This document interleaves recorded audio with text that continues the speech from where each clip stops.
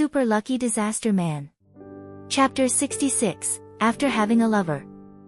After making a few phone calls to the port mafia subordinates and arranging countermeasures regarding Yakuran Gesso, Dazai Osamu sprawled out lazily on the sofa. Komaeda Nagito handed a water bottle to Dazai Osamu. Is he an enemy? Not exactly. Dazai Osamu slowly twisted off the cap, but he's a hedonist. The meaning of hedonist here is that committing crimes is not the goal, it's just that he enjoys watching people react to chaos. Sometimes, even if there's nothing beneficial for himself, he'll still do it. According to his analysis of Yakuran Gesso's personality, although it may not reach the level of harming others with no benefit to oneself, doing something big just for the spectacle seems quite normal. Speaking of doing things, Dazai Osamu naturally thought of Komaeda Nagito. Yakuran Gesso was undoubtedly drawn here because of Komaeda Nagito's luck. However, what exactly he intended to do with that luck, Dazai still couldn't figure out. For now, all he could do was keep a closer eye on him and see what Yakuran Gesso planned next. After all, since Mori Ogai had assigned the person to him, it would be a waste not to make use of it. I've been really busy lately, Dazai said as he looked at his phone while rolling over on the sofa. I just hope that Yakuran doesn't give me any more work. Komaeda Nagito, sitting on another part of the sofa, said, It's rare to see Dazai-kun so busy. But is it because you're an executive, Dazai-kun? Talented people often have lots to do, don't they? Boss Mori said the same thing. Dazai Osamu pulled the cushion from behind him, hugged it to his chest, and complained, But my abilities should make things easier for me, not make me more tired. But there was no way around it. Recently, Yokohama had indeed been a bit too busy. Not mentioning Yakuran Gesso, up until today, that man hadn't caused him any real trouble, and his purpose still couldn't be guessed. He truly seemed as if he were just visiting Japan for sightseeing. Yet the moment Dazai Osamu relaxed his guard, he immediately went to look for Komaeda-kun. He really couldn't afford to be careless. Next was Fitzgerald. Because of the powerful influence of the figure pulling strings from behind the scenes, Fitzgerald had now more or less narrowed the scope of the book to Yokohama. And once his target was clear, knowing Fitzgerald's personality, he would undoubtedly start throwing money around, bulldozing his way from the Ministry of Foreign Affairs all the way down to the Yokohama government, to get exactly what he wanted. But now Fitzgerald has a bewildered expression. Even after asking around, all he got in return were 3 variations of, I don't know. He didn't even know where to start throwing his money, so all he could do was take it slow, beginning with gathering information first.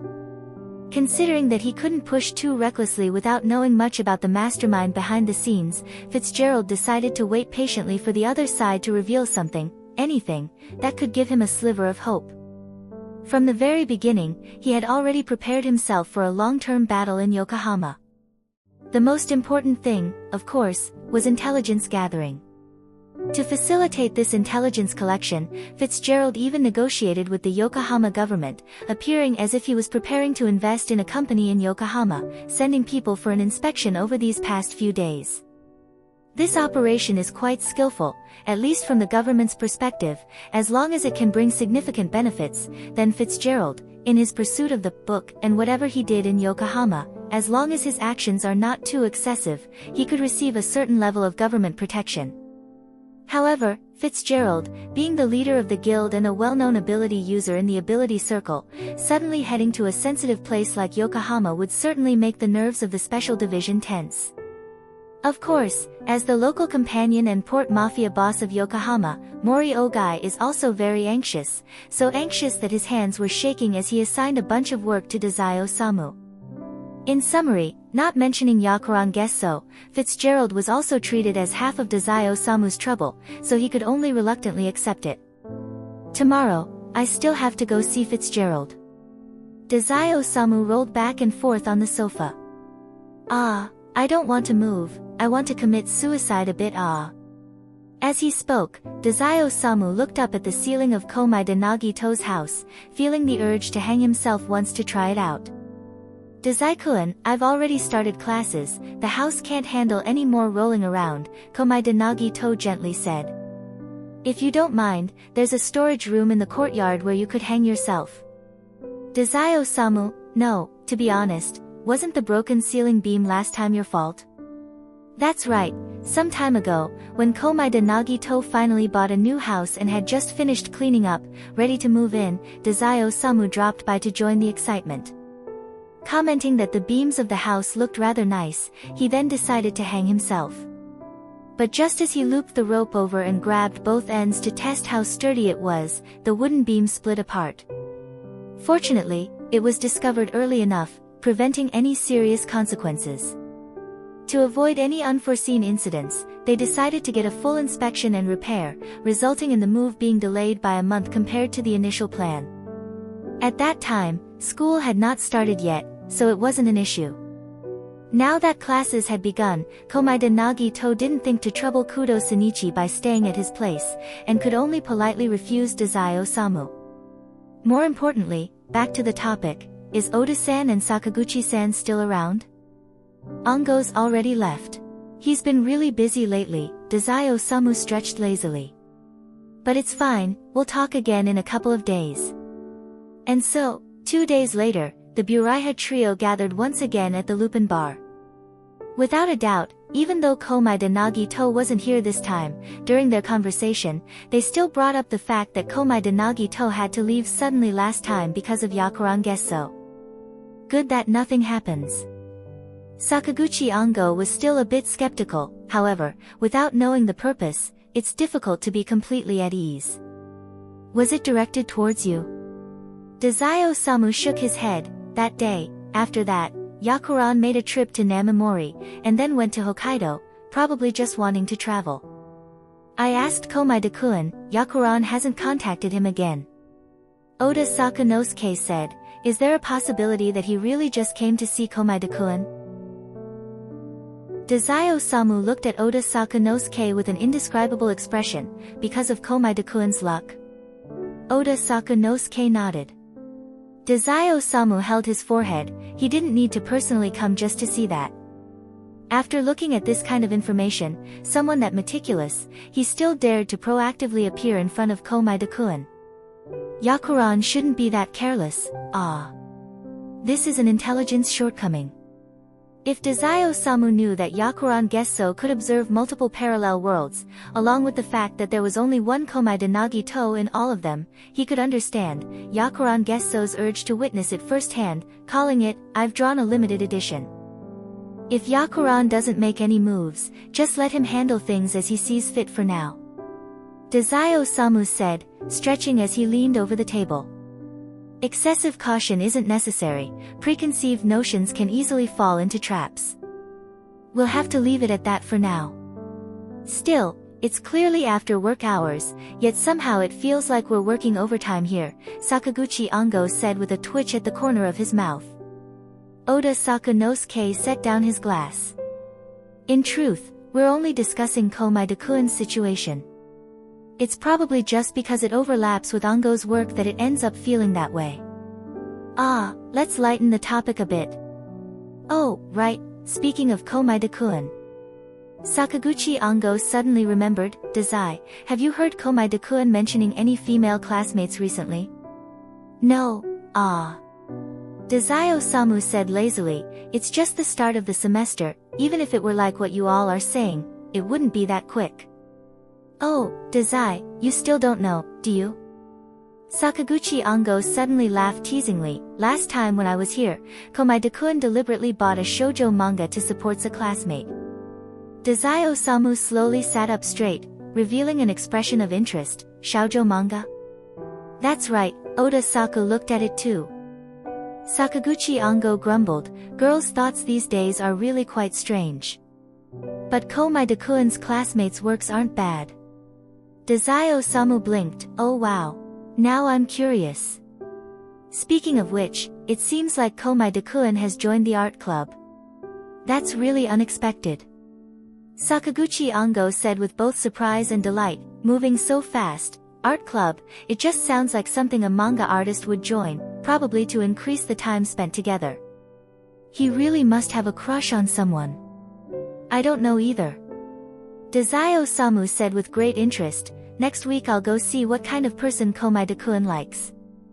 Although trying hard to live more like an ordinary person, Oda Sakanosuke, who was once an assassin and later worked in the kind of dark organization like the Port Mafia, made a privacy-invading inquiry. Can't you just investigate directly? That wouldn't be fun. Dazai Osamu replied, such an enjoyable game, knowing everything at once would be so boring. No suspense at all. The Intelligence Division member Sakaguchi Ango also agreed. Are we betting on what kind of person Komai-de-kun likes? I bet on a gentle literary girl. Lively and generous. Oda Sakanosuke didn't mind such a gamble. He thought for a moment and added, just like the sun. How about Dazai? Sakaguchi Ango urged, besides, if you don't hurry up and find a girlfriend, you'll lose your bet, and someone else will win the money. Dazai Osamu said indifferently, Ango, you're so long-winded, practically like an old father. I'm still young, seriously. Saying this, Sakaguchi Ango instinctively touched his own hair, then enviously looked at Oda Sakanosuke. Ah, not having to work overtime is really great. Oda Sakanosuke. What were we about to bet on again? Ah, right, Komai-de-kun's type. Dazai Osamu pinched his chin thoughtfully. That's a tough one to guess, because if there's anyone with extraordinary quality then they would probably have some kind of extreme flaw as well. Sakaguchi Ango was stunned and suddenly seemed a bit worried. Komai-de-kun wouldn't just accept anyone who approaches him just because they have talent, would he? Dazai Osamu looked at Sakaguchi Ango, speechless. Ango, you really do have a soft spot for Komai-de-kun, huh? The last time Sakaguchi Ango was doubted, he was still a bit tense, but this time he remained much calmer. Didn't you just say I resemble an old father? Probably because Komai-de-kun has no parents, I ended up getting a bit too into the role. Dazai Osamu. Oda Sakanosuke, I can understand. No need to understand. Dazai Osamu held his forehead, feeling that when faced with someone like Komai-de Nagito, an ordinary, high school student, their trio's shady style really seems to switched. Whatever it is, Ango, your worries are unnecessary. After knowing him for so long, haven't you realized yet? Dazai Osamu sighed, if Komai-de-kun is genuinely unhappy, and no one can force him. So if there's truly someone he loves, that person must be someone he sincerely likes. The calico cat, who had been quietly listening all along, couldn't help but want to nod. Realizing the wrong movement, it hurriedly pretended to switch to a different sleeping position. Imagining Komai-de-kun actually being able to study properly like a normal high school student and experience a youthful romance without regrets, Natsume Cat would be so delighted it might just inspire him to write an essay about it. Unlike Fukuzawa Yukichi and Mori Ogai, Natsume Soseki hadn't taken Komai-de Nagito as a disciple for the sake of lighting a fire to brighten Japan. This child has lived such a miserable life, compared to all those responsibilities. He just hopes that Komai-de Nagito can grow up well, enjoy every moment of a child's life that he deserves to enjoy, and later not end up as an unemployed wanderer. If Komai-de can find a decent job, he will be very happy, feeling as though he has done right by Komai-da's parents in heaven. Mori Ogai once again had something to say. Sakaguchi Ango now found a justifiable reason and couldn't help but express his sentiment. Among us, the first to get out of being single is indeed the youngest, Komai-de-kun, huh? Don't even mention himself, working overtime every day, where was the free time for that? Moreover, being part of the special division and going undercover in the Port Mafia was basically putting his head on the chopping block, ready to lose his life at any moment. Looking for a lover at a time like this, wouldn't that just waste someone's precious time? It was also perfectly normal that Oda Sakanosuke couldn't find a lover. Raising so many children, it showed love and kindness, but in the marriage market, it was a bad situation within another bad situation, all just dragging him down. As for Dazai Osamu, he didn't even bother to mention it. Although he was a friend, even Sakaguchi Ango felt that Dazai Osamu probably had no way to fall in love. It wasn't that he couldn't find someone to date. Sakaguchi Ango had always affirmed his friend's charm, and for Dazai Osamu, it wouldn't be difficult at all to find someone willing to be with him. But for those who truly understood Dazai Osamu's nature and still stayed, they were either fellow misfits, had something wrong with their heads, or were simply drawn in by his looks. The key point was, if Dazai Osamu himself wasn't sincere, it wouldn't matter how many people liked him, it would just be a burden, nothing more, and completely unrelated to happiness. Love must be something that brings people happiness. With that unexpectedly earnest conviction, Sakaguchi Ango looked toward Dazai Osamu with eyes that grew increasingly filled with pity. "Ango, if you keep looking at me like that, I'll beat you up." Dazai Osamu fake smiled. "This guy is definitely going to be lonely his whole life. Wonder how much money I can win betting on that. Is that what your eyes are saying, huh?" Sakaguchi Ango vehemently denied it. "No, I didn't think about that bet." "So, the first half of that sentence was indeed your thought." While Dazai Osamu and Sakaguchi Ango were noisily arguing, Oda Sakanosuke suddenly sighed. If he has a lover, Komaeda-kun might not come here so often anymore. Suddenly, the atmosphere quieted down. Oda Sakanosuke, without any sense of it, continued speaking. "Cutting out study time, he's probably spending it all taking his girlfriend out on dates. The last time I was mediating that married couple's dispute, things were just about to calm down, then their son went out with his girlfriend and didn't come home until midnight. The wife immediately got furious again, saying, 'Even your son's learning from you, not coming home anymore.'" As always, Sakaguchi Ango was speechless at the sheer variety of Oda Sakanosuke's work, but he still managed to find a chance to interject. "After all, if you don't spend enough time talking with your girlfriend, one day she might just break up with you. Spending more time together when you can is completely normal." "Humph." Dazai Osamu poked the ice in his glass. "Komaeda-kun is not a love-obsessed fool." "This has nothing to do with being a love-obsessed fool." Sakaguchi Ango adjusted his glasses, speaking earnestly. "If you're in a relationship, you need to take on the responsibilities of a boyfriend. If it's time to hang out, then hang out. If it's time to chat, then chat. It's the same the other way around. Otherwise, why even bother finding a partner if you don't want to do anything? Wouldn't it be better to just be alone? Having a girlfriend means there's someone to watch movies with, and you don't need to worry about being embarrassed eating alone at a restaurant anymore. Speaking of which, why did we suddenly bring up such a sad topic, us three single men?" Dazai Osamu retorted. "Clearly, it was Ango who started this." "No, I didn't think it would go this far, Oda Saku." Oda Sakanosuke looked up, confused. "What is it?" "Forget it, nothing." Sakaguchi Ango held his forehead. "Anyway, we don't even watch movies." "I do." Oda Sakanosuke said calmly. "Watch them together with the kids." Sakaguchi Ango. Dazai Osamu also said calmly, "Komaeda-kun doesn't particularly like watching movies, saying it's because watching movies always feels like what's happening inside is going to happen to me, or that it even already has, so it's kind of awkward for him. But last time he won some movie tickets, so we watched a detective movie together. It was fine, except for the part where someone got killed and we got stuck at the crime scene and couldn't leave right away. Everything was really good." Sakaguchi Ango swallowed a mouthful of blood. "Let's change the topic." Alright, he got it. No one was going to watch a movie with him. After that, the conversation returned to the usual rhythm among the three, such as Oda Sakanosuke's strangely varied work stories. And just like that, the topic quietly passed by. Meanwhile, as the center of the topic, Komaeda Nagito, completely unaware, maintained his normal social interactions. "Komaeda-kun." The shoujo mangaka Nozaki Umetaro asked seriously, "About the movie theater, do you have any more experiences you can share with us?" Komaeda Nagito blinked. "Didn't we already talk about it last time?"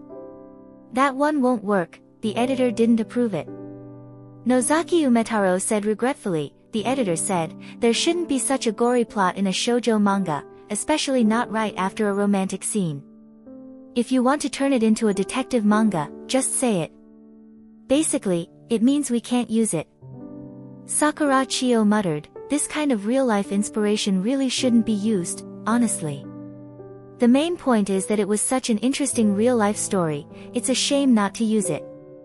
Nozaki Umetaro said, because of spilling cola on himself, he had no choice but to go to the restroom for a bit, and then, because he didn't have an alibi when the incident happened, he ended up being framed as the criminal. In the end, he was cleared of suspicion thanks to his childhood friend detective who happened to be at the scene. That, Kudo-kun isn't my childhood friend. Komaeda Nagito corrected a bit, his childhood friend is the one who went to watch a movie with him, Muri-ran-san. Don't mind the details. Nozaki Umetaro sighed deeply, it's clearly some good real-life material. Sakura Chio muttered helplessly, for a detective manga, maybe it is some good real-life material. But what you're drawing is a shoujo manga, Nozaki-kun. Shoujo manga also needs a bit of twists and turns, otherwise how can it make the emotions between the protagonists warm up? Why did the twist directly make the female lead a murderer? Then suddenly, there's a childhood friend detective character as the third male lead. This guy didn't even have any screen time before, He's the fourth male lead. The third male lead already appeared earlier, but I haven't drawn him in like half a year. Anyway, I felt something was missing before, and it turns out I was right, it was missing the childhood friend. Too arbitrary. Suddenly, Nozaki Umetaro spoke solemnly, if I had known Kudo Shinichi sooner, I might have just gone and drawn a detective manga. He gets new material every day. Sakura Chio was at a loss for words, are you stalking him or something? It doesn't matter. After getting discovered, permission has already been granted. You're even exposed. Komaeda Nagito smiled as he looked at the two classmates arguing in front of him, saying, you two get along really well. Sakura Chio said awkwardly, actually, I am now more like his behind-the-scenes assistant. Nozaki Umetaro nodded, I do lack assistance. I remember Komaeda-kun saying that if I needed help, I could ask. Ahaha, Komaeda Nagito smiled wryly, although I'd love to help, being a long-term assistant for me would come with a really high chance of unexpected mishaps. So, I'd better not add more trouble. Nozaki Umetaro thought for a moment, you're right, then let's forget it. Sakura Chio. You, be a bit more polite, will you? Are you really treating others as tools? Even though Komaeda-san started speaking first. However, I can help review the script. Komaeda Nagito continued, at the very least, I can spot when there shouldn't be any bloody scenes. Actually, Sakura-san could do this as well, right? I probably wouldn't be of much help. Nozaki Umetaro enthusiastically said, no worries, having one more person to help review is good. Then I'll trouble you, Komaeda-kun, and I'll treat you to a meal later. No need to be so polite. By the way, aren't you going back to finish your manuscript? Komaeda Nagito gently asked, this is the art club, and it's currently club activity time, you know. Nozaki Umetaro suddenly realized, right. He originally just happened to pass by and saw Komaeda Nagito, and couldn't help but come over to get some materials. But now, seeing that there wasn't enough time, he decided to leave it for next time. Nozaki Umetaro quickly excused himself and left, while Sakura Chio let out a slow breath. I'm sorry, Komaeda-san, Nozaki-kun can be a bit thick-headed. If anything was offensive, I apologize on his behalf. No, I don't feel offended at all, Komaeda Nagito said with a smile. Nozaki-kun is quite courteous. Sakura Chio gave an awkward laugh. Alright, I guess so. Komaeda-kun's idea of courteous seemed rather strange. So, when you act as his behind-the-scenes assistant, what exactly do you do? Komaeda Nagito asked curiously. Basically, I just have to fill in the shaded areas where it's marked, being careful not to go outside the lines. Speaking of which, Nozaki-kun had an even stranger idea before, let me tell you about it. Dazai Osamu had taken off his suit jacket, wearing only a white shirt and black trousers. Without any of his usual bandages or other odd accessories on his face, and relying on his youthful appearance, he successfully blended into the high school.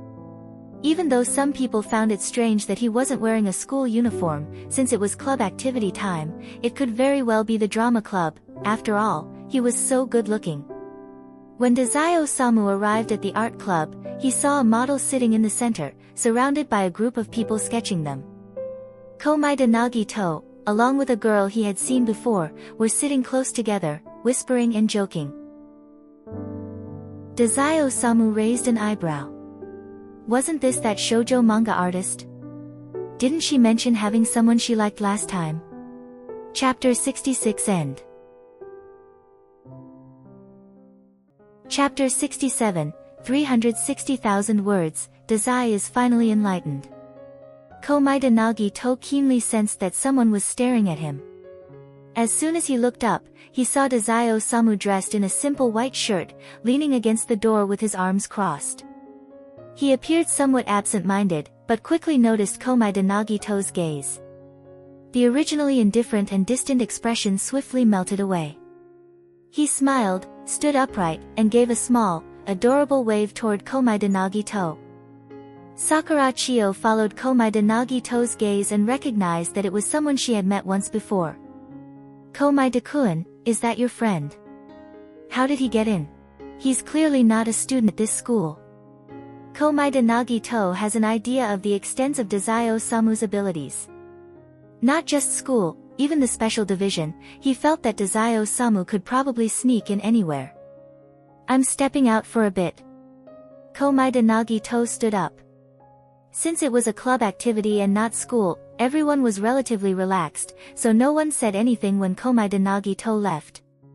After greeting Komaeda Nagito, Dazai Osamu moved to the hallway and leaned against the wall. After about 10 seconds, Komaeda Nagito came out. Oh, Komaeda-kun. Dazai Osamu greeted with a cheerful smile, and before Komaeda Nagito could ask anything, he said directly, I heard something interesting, so I came to check out the shoujo mangaka. Komaeda Nagito immediately understood, it was probably Sakaguchi Ongo and the others who brought up this topic. Due to gender differences, including himself, they all felt unfamiliar with the profession of shoujo mangaka. Things that are unfamiliar and mysterious easily become topics of conversation, and since it wasn't something serious, it was a rare chance for the mafia to have a relaxed discussion. Therefore, he wasn't surprised why this topic could extend all the way to Dazai Osamu. If you want to meet the mangaka, he's already left. Komaeda Nagito used the masculine pronoun he, so Dazai Osamu suddenly paused for a moment. A man? It was like a successful prank. Komaeda Nagito's smile suddenly became a bit clearer. You also thought it was a girl?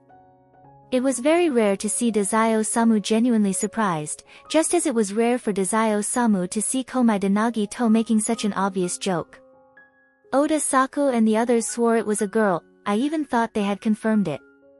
Dazai Osamu let out a sigh, thinking for a moment that even he had been led along for a whole day. Assumptions really is terrifying. Even he could make such a mistake. Komaeda Nagito coughed lightly. I could guess, they were a bit mistaken. Dazai Osamu didn't ask why he didn't correct them, because seeing Komaeda Nagito in his current state, even if he asked, he might just get something like, how could someone like me shamelessly interrupt Oda-san and Sakaguchi-san and overturn their guesses? Such words were clearly just excuses.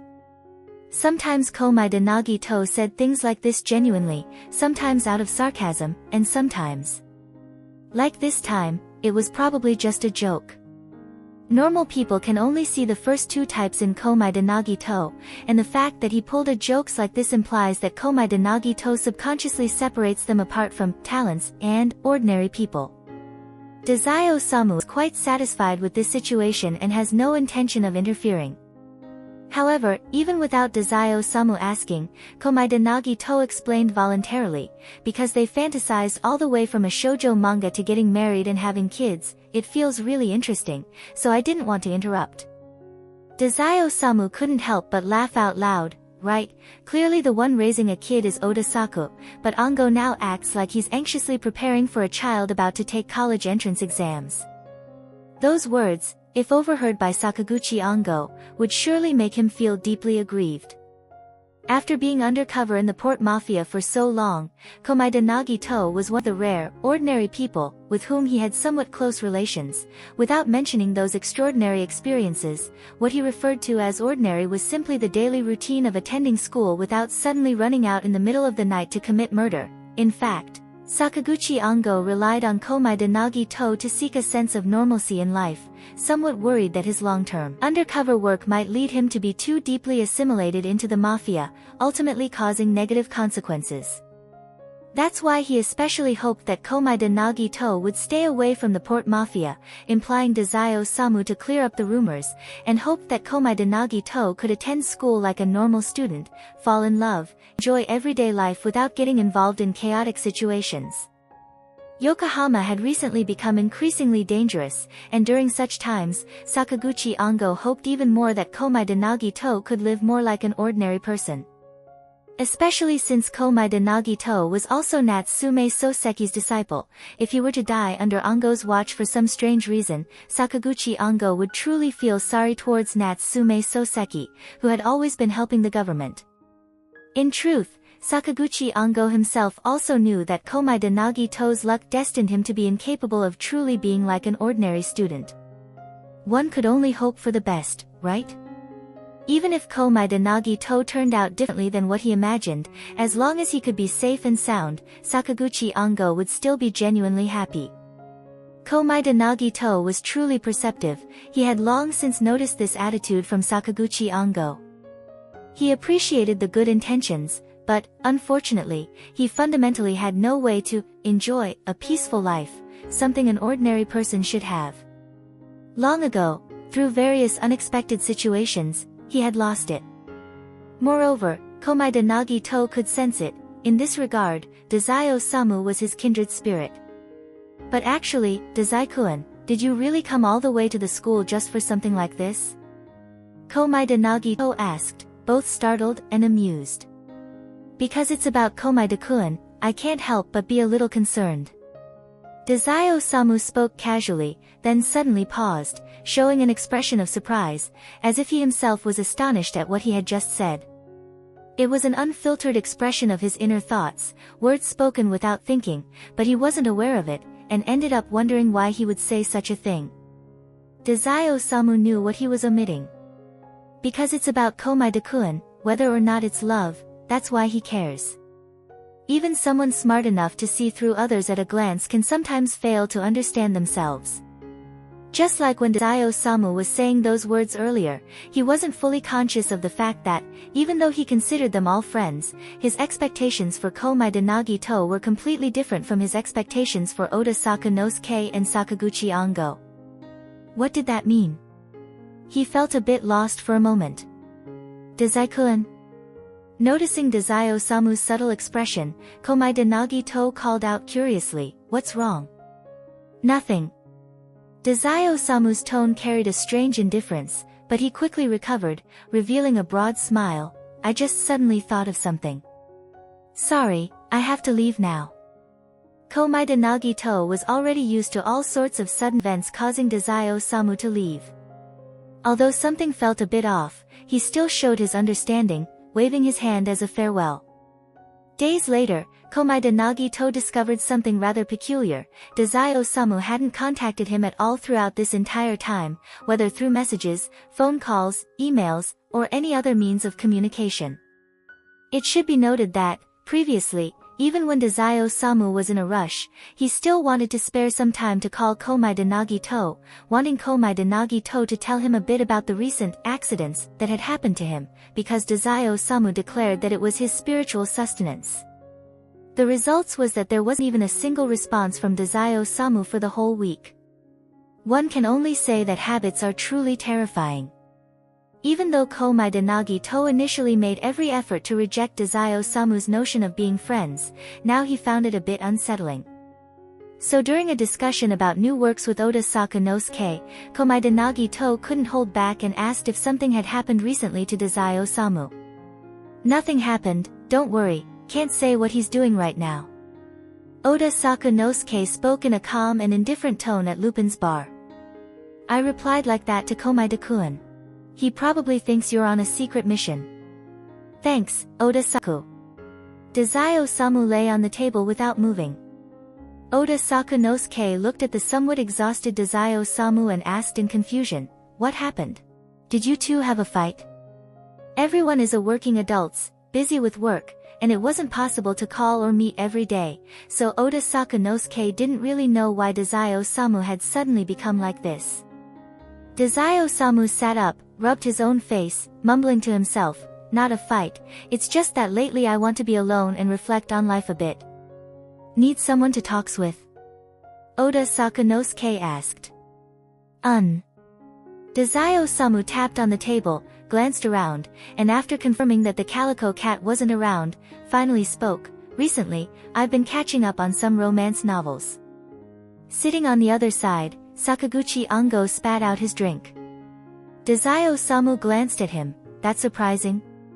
It's truly surprising, Komaeda-kun buying shoujo manga wasn't as shocking as you reading romance novels. Is it because of the shoujo manga from last time? Why did you suddenly start reading romance novels? The style is completely off. Sakaguchi Ango muttered while wiping the desk, are you in a rush to get into a relationship? Just wanted to understand a bit of the concept of love. Dazai-osamu wore an indifferent expression, aren't you all curious about it? Sakaguchi Ango cleared his throat. Alright fine, back then he also imagined too much about what kind of girl he liked, and then fell in love with her. Thinking about it carefully, Dazai is also at this age, even older than Komaeda-kun by 1 year, so it's not strange for him to suddenly be interested in this. But this is Dazai-osamu. When he was still young, he was already an assassin. Oda-saku Nosuke straightforwardly answered the question, no. Doesn't matter, as long as Oda-saku can provide some insight. Dazai-osamu clearly didn't expect too much from Oda-saku Nosuke. Sakaguchi Ango realized that Dazai-osamu's trouble was related to romance novels. Originally, because of Dazai's strange behavior, Ango had been worried about him, but that concern quickly disappeared. With a curious mindset, Ango asked, so, what's wrong with romance novels? It feels like most of the love depicted in the market is just as long as the other person is happy, that's enough. Dazai-osamu's opening topic was quite normal. Oda-saku Nosuke, who had read many books in his effort to be a real author, nodded, indeed, most of them are like that, a bit generic. A barren literary world, even the thoughts are barren. However, Dazai-osamu frowned and said, I think my happiness is more important. Sakaguchi Ango said, even if it's not love, like a mother's affection, sometimes when the child is happy, you'll also feel happy. It's not necessarily a complete conflict, it's a kind of psychological attachment.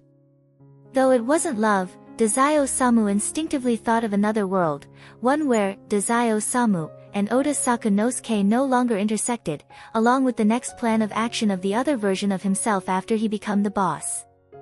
If not doing so would mean the other person would die, then yes, the other person's happiness might indeed be more important, but I still wouldn't necessarily feel happy about it.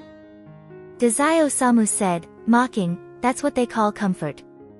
If seeing the other's existence can bring happiness and satisfaction, another version of myself wouldn't plan to commit suicide. Why do you use such an extreme example? Sakaguchi Ango retorted, does it have to be that if the other person isn't alive, you'd be willing to give up your own happiness for their sake? Isn't that completely normal? Dazai-osamu countered. The other person's life is more important than my happiness, but my happiness is more important than their happiness, right? If their happiness is tied to their life, then of course I would sacrifice myself for them. But if it isn't, what's wrong with prioritizing myself? Dazai-osamu understands himself very well. A different version of him, even if he knew Oda-saku would die, would never choose to make Oda-saku stay away from him in the very beginning, or even choose a way where they wouldn't know each other. He was truly greedy, whether it was saving Oda-saku or continuing to have Oda-saku as his friend, he didn't want to give up either. Another version of him would choose such a self-torturing method, definitely through some means. Perhaps it was by having Dazai-osamu, who clearly had never interacted with Oda-saku, knows of Oda-saku method, knowing that if he didn't do so, Oda-saku would surely die. thus sacrificing his own happiness to let Oda Saku survive. This was a choice made in utter helplessness. However, if there were any way that could let Oda Saku survive while still remaining his friend, but not as happy, then he would definitely, selfishly, choose that option.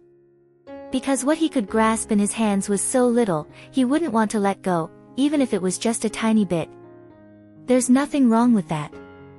Oda Sakanosuke said calmly, Bungo is too idealistic, being a bit selfish is perfectly normal. My editor was just saying earlier that everyone writes about love in an overly sanctified way, thinking I could write something a bit different. If it were on a normal day, Sakaguchi Bungo would definitely complain about the editor's nonsense, especially expecting Oda Saku to write this kind of subject. But right now, his main focus was on Dazai Osamu, so he skipped the complaining and said, "Aren't we just discussing an idealized thing here? Honestly, Dazai being this serious is really strange. They say love makes people lose their minds, and you reading romance novels suddenly turning out like this is kind of scary, ah." If the current topic being discussed wasn't Dazai Osamu but rather Komai de Nagito, Sakaguchi Bungo might have already been brainstorming about getting married and having children, even planning which school the kid should attend. But since the subject was Dazai Osamu, he instinctively ignored the most likely reason. Dazai Osamu rested his chin, playing with the ice in his glass. Then let's switch to a less strange topic. Who do you all think would die first, me or Komai de-kun? Oda Sakanosuke paused mid-drink. Dazai Osamu often talked about irrelevant topics, making statements that seemed nonsensical or paradoxical to ordinary people, so previously Oda Sakanosuke hadn't felt anything wrong, only thinking that Dazai Osamu had a habit of seeking entertainment. But now, even he felt that Dazai Osamu had become quite strange. Oda Sakanosuke put down his glass, thought seriously for a moment, and answered, "It should be you." If he continued working for the port mafia, continued flirting with death, and continued attempting various forms of suicide. Compared to Komai de Nagito next door, who always managed to escape unscathed, without a doubt, Dazai Osamu had a much higher likelihood of dying. Dazai Osamu muttered, "I think so too." Sakaguchi Bungo felt uneasy. "Why are you suddenly asking this question?" "Because, didn't Komai de-kun say something to Oda Saku before?" Oda Sakanosuke looked puzzled. "Huh. The only thing that will never die is beauty, and to us, the only things that will never die are those that die with us." Dazai Osamu lowered his gaze, the wing-like eyelashes casting a small shadow on his face. "In other words, as long as we die together, Komai de-kun will be mine forever. Just imagining that after my death, Komai de-kun might forget me, or that there could be someone else by Komai de-kun's side, makes me feel so uncomfortable. So I'm considering whether or not to invite Komai de-kun to die together." Oda Saku? Bungo? Sakaguchi Bungo slumped his shoulders and held his forehead. "I think I just had a hallucination. If it was Dazai saying he wants to die with Komai de-kun, I heard it too, it wasn't a hallucination." "Why are you still so calm, Oda Saku?" Sakaguchi Bungo felt like he was going insane. This is too sudden. Absolutely no preparation at all. "Dazai, aren't you and Komai de-kun friends?" The idea that Dazai Osamu, who seemed utterly detached from love, might actually be in love, with the target being Komai de Nagito, a friend, a disciple of Natsume Soseki, and also a male. Every single point was enough to leave Sakaguchi Bungo too shocked to sleep. "I used to think we were friends too." Dazai Osamu put on an innocent face, but now I realize that's not the case. "Wait, so what was that whole, 'my happiness is more important' thing you said earlier? Were you thinking about double suicide?" Double suicide requires mutual agreement, so I wasn't exactly disregarding Komai de-kun's life, you know? "Who's talking about that?" Sakaguchi Bungo's head was pounding, even feeling dizzy before his eyes. "Oda Saku, aren't you going to say something?" Oda Sakanosuke thought for a moment. "Bungo, your reaction is just like your Komai de-kun's guardian. I'm really happy that you're finally mocking me, but I didn't ask for this, did I?" Sakaguchi Ango sighed in exhaustion. He had always thought Oda Saku was a bit thick-skinned, but now it seemed that in terms of staying calm in the face of unexpected events, Oda Saku had far surpassed him, perhaps even more suited to being an undercover agent than he was. So, Oda Sakunosuke pondered for a moment, is it because you feel that you'll lose it sooner or later that you want to jump straight into double suicide, Dazai? Dazai Osamu nodded. Sakaguchi Ango downed a whole glass of chilled liquor in a few gulps, using sheer physical cooling to calm himself for a moment. Just now you were practically diving into philosophical territory. I was about to suggest you publish a paper. And yet it turns out you were only thinking about rushing headlong into a tragic love-suicide. Knowing it would be like this, he definitely wanted to persuade Dazai Osamu to accept the perspective that the other's happiness is more important. Forget it. It's impossible. In the end, the one being persuaded might just be himself. The more you want to hold on to something precious in your hand, the easier it is to lose it, Dazai Osamu said.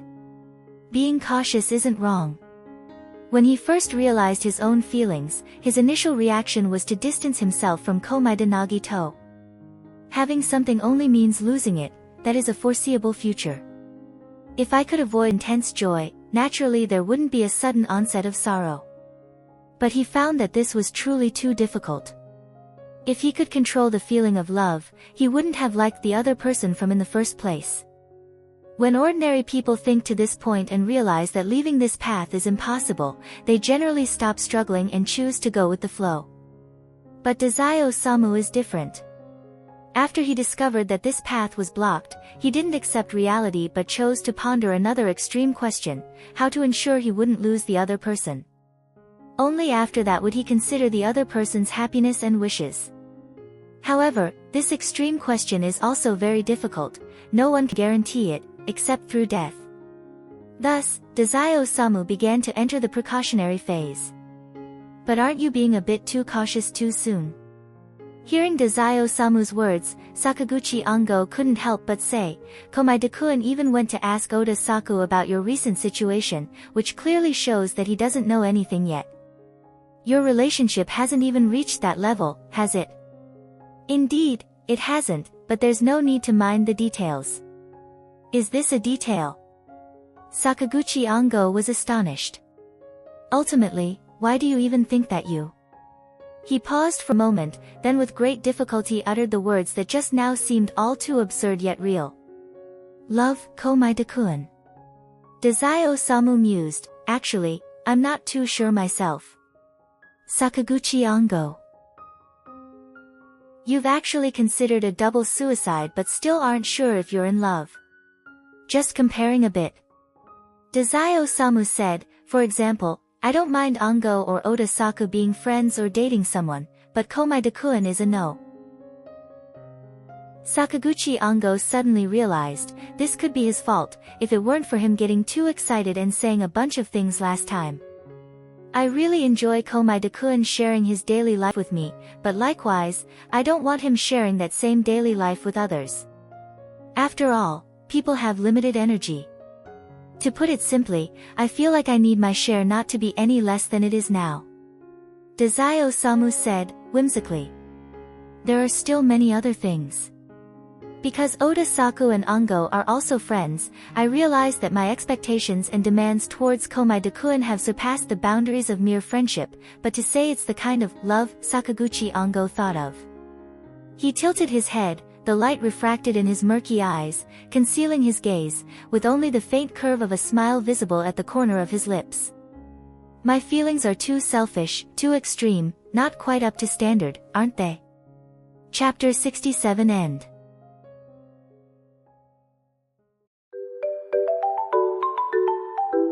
Chapter 68, New Manga Story Male Lead Model. Dazai Osamu disappeared for a while, but after he returned, he seemed as though nothing had happened and continued interacting normally, which made Komaeda Nagito quickly forget about it. The Port Mafia, after all, wasn't a proper organization, having secret missions was entirely normal, and there was no reason to suspect anything. Even the fact that Dazai Osamu was absent more frequently than usual was simply attributed to him completing a major mission. One Saturday, as soon as Dazai Osamu arrived, he found Komaeda Nagito getting ready to go out. He sized him up, smiling cheerfully as he asked. Komaeda-kun, are you going to that mangaka's place? That's right. Komaeda Nagito adjusted his coat slightly, looking somewhat expectant. I've never been to a mangaka's studio before, nor have I seen what a mangaka's work looks like. I'm curious, so when I got the invitation, I accepted. Dazai Osamu blinked. I'm actually a little curious too. Can I come along? Last time, he mentioned going to see the mangaka, but he ended up not seeing anything at all. Komaeda Nagito usually doesn't bring it up, but now it seemed like their relationship had progressed well. Komaeda Nagito took out his phone. Let me ask. On the other end of the phone, Sakura Chio quickly replied that it wasn't a problem and requested that he bring Dazai Osamu along too. Dazai Osamu leaned over to see the enthusiastic reply and suddenly grew suspicious. That enthusiastic? Komaeda Nagito guessed. It might be for reference material. Reference material? Dazai Osamu repeated, turning his head with curiosity. So, you're also being used for reference material? Komaeda Nagito nodded. Dazai Osamu perked up with interest. Are you being used as the model for a character? Not yet, Komaeda Nagito was unsure. At least I haven't seen anything, but whether it's in the script or not is uncertain. Then let's hurry up and go. Dazai Osamu suddenly seemed more excited than Komaeda Nagito, who was actually friends with the mangaka. Where's the address? After they arrived, the one who opened the door for them was Sakura Chio. Moreover, this was actually the third time she had seen Dazai Osamu. As a girl who grew up in a normal environment, her initial instinct was a bit of fear towards Dazai Osamu when they first met, but after seeing him more often, she grew used to it. Besides, when Dazai Osamu pretended to be an ordinary person, no one could tell the difference, so her attitude this time was much more casual. Like seeing a classmate she wasn't close with at school, Sakura Chio greeted Dazai Osamu in a novel tone. Dazai Osamu laughed heartily and took Sakura Chio's hand. Adorable young lady, I'm very sorry for not properly introducing myself before. My name is Dazai Osamu. Might I ask if you would be willing to join me in a double suicide? Sakura Chio. She was momentarily dumbfounded and turned to Komaeda Nagito with pleading eyes. It's just a personal quirk of his, Komaeda Nagito explained. He also invited me for a double suicide. If you don't want to, just refuse. No, normally no one would be willing, right? Sakura Chio couldn't help but retort. Dazai Osamu released her hand with a sigh. Well, that's quite unfortunate. Right at that moment, everyone suddenly noticed that the atmosphere wasn't quite right. They turned to find someone crouched behind a corner, notebook lying across their knees, writing furiously. Sakura Chio reacted first. Nozaki-kun, you shouldn't move so quietly, scaring us like that. Sorry. Nozaki Umetaro closed his notebook. It's just that I came across such a rare piece of live material, I wanted to note it down quickly. Nice to meet you, I'm Nozaki Umetaro, pen name Yumino Sakiko. Pleased to make your acquaintance, Dazai-san. Since Dazai Osamu appeared to be a bit older than them, but his exact age was uncertain, Nozaki couldn't address him as Dazai-kun or something else implying equality or seniority. Instead, he chose polite language to avoid any issue. Just call me Dazai. Dazai Osamu didn't mind at all, acting as an ordinary person with great enthusiasm, though his focus was now entirely on Nozaki Umetaro. So, you're that shoujo mangaka. How should he put it? Completely unexpected. Originally, knowing he was male had surprised Dazai Osamu, and now he was surprised once more. This large stature, he even had to tilt his head to see, plus all the other details. Basketball club. He looked more like a basketball athlete than a mangaka. Nozaki Umetaro nodded upon hearing Dazai Osamu's muttering. I used to be in the basketball club, but I had to quit to protect my hands. Dazai Osamu. Please come in. Nozaki Umetaro, as the host, invited them in. Would you like something to drink? The group sat around the square table, each taking a side. Dazai Osamu had barely settled in when Nozaki Umetaro opened his notebook again, seemingly ready to take notes at any time. Hello, Dazai-kun. May I ask you a question? Would you mind being used as the model for a character? I don't mind at all.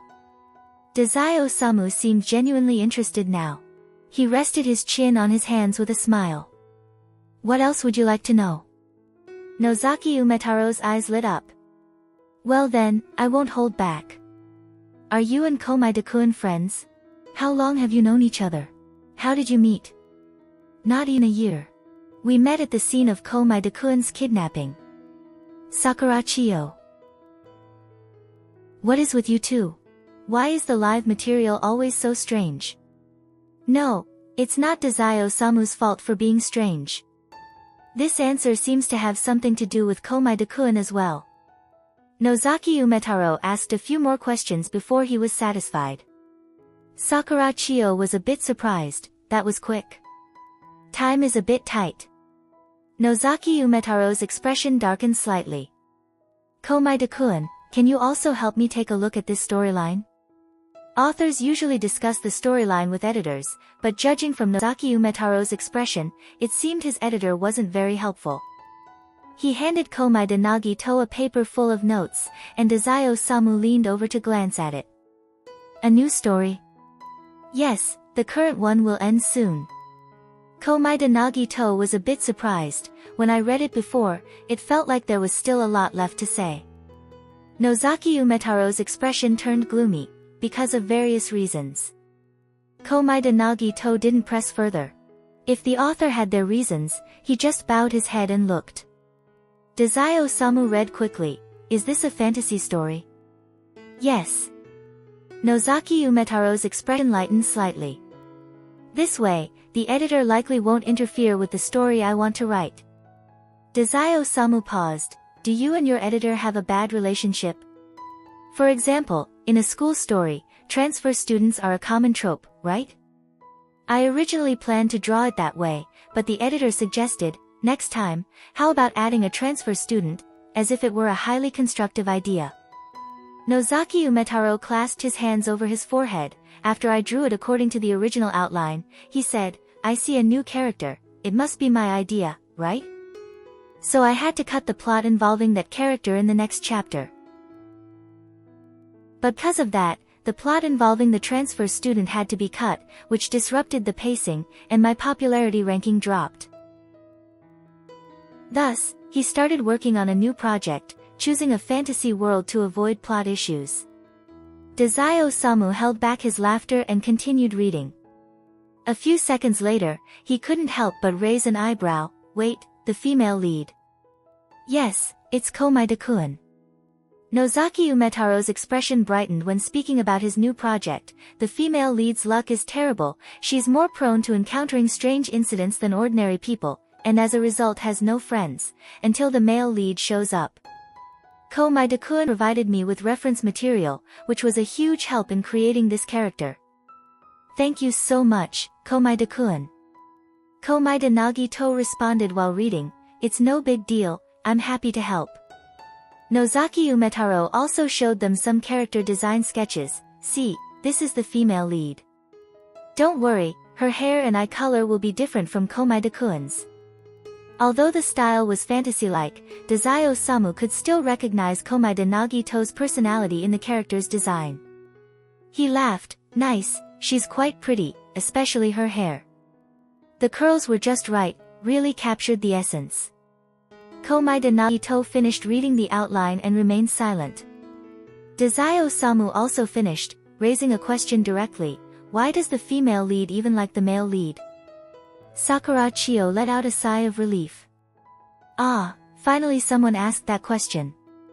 She also felt something was off after reading it, but hadn't thought of how to bring it up.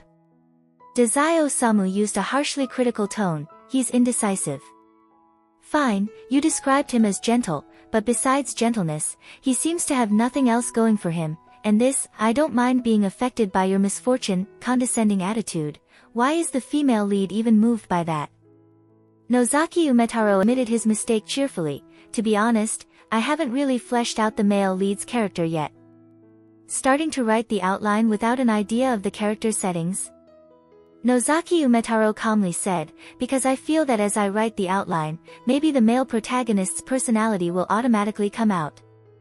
Unfortunately, I failed. Dazai Osamu turned his head to look at Komaeda Nagito, his eyes full of meaning. Is this person really a qualified mangaka? Komaeda Nagito put down the outline paper, helplessly asking, did you call me here just to look at this? Of course not. Besides helping me look at the outline, I actually wanted to discuss the male protagonist with you conveniently.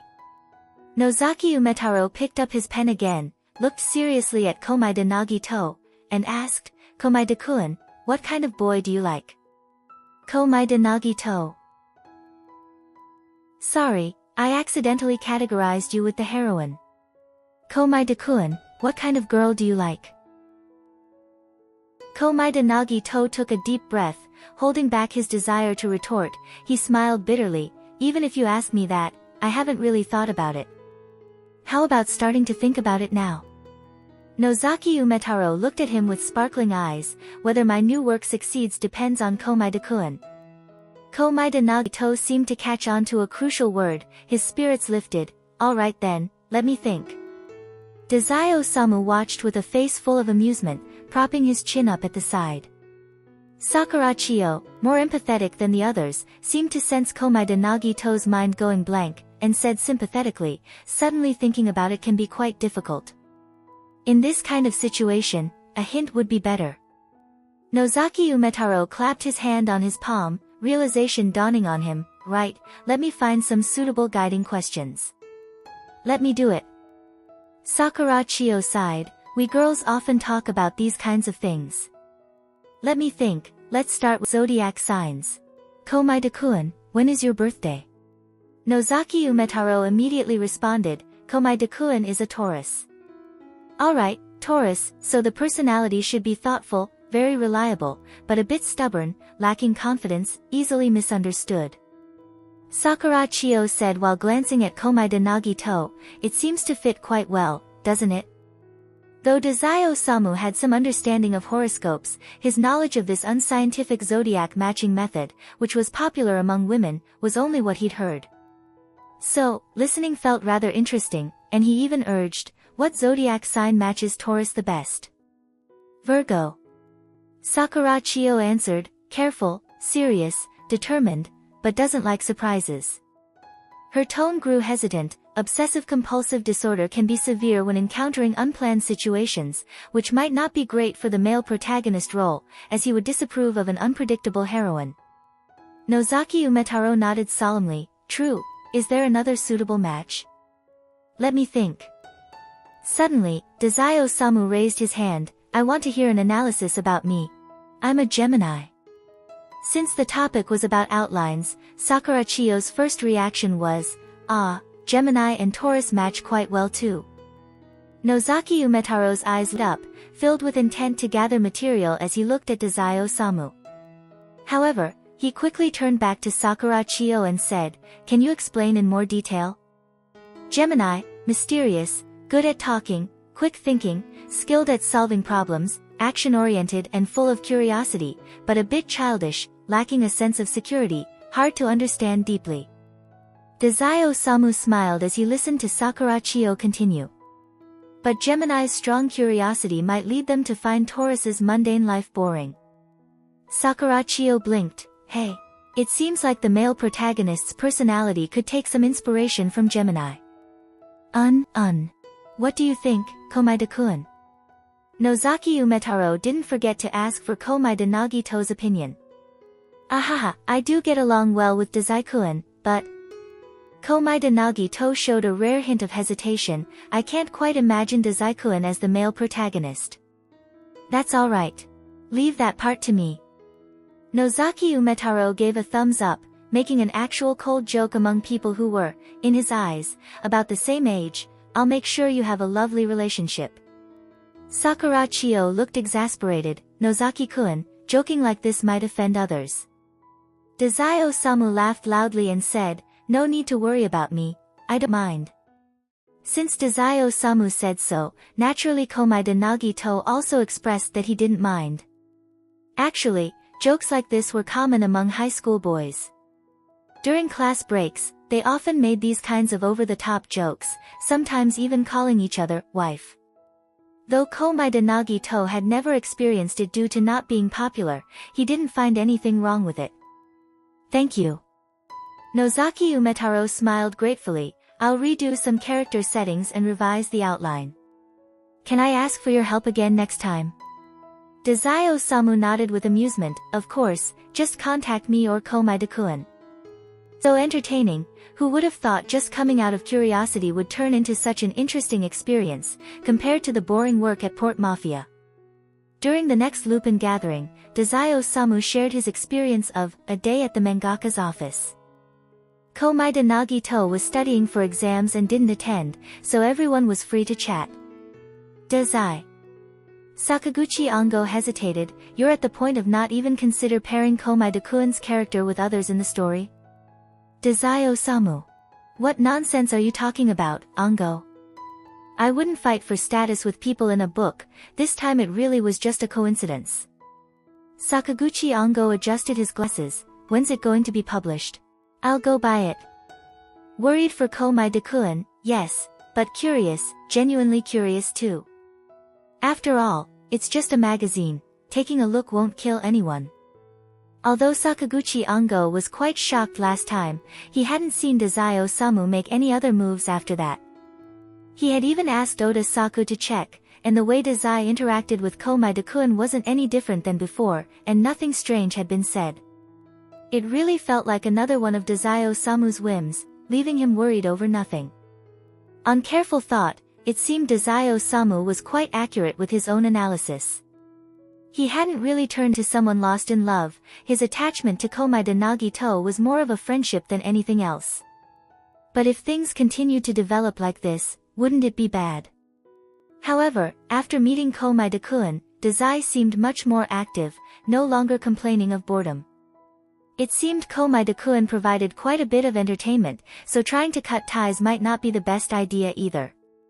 As Sakaguchi Ongo pondered these issues once again, Dazai Osamu responded. I'll know by then, but it should still be a while.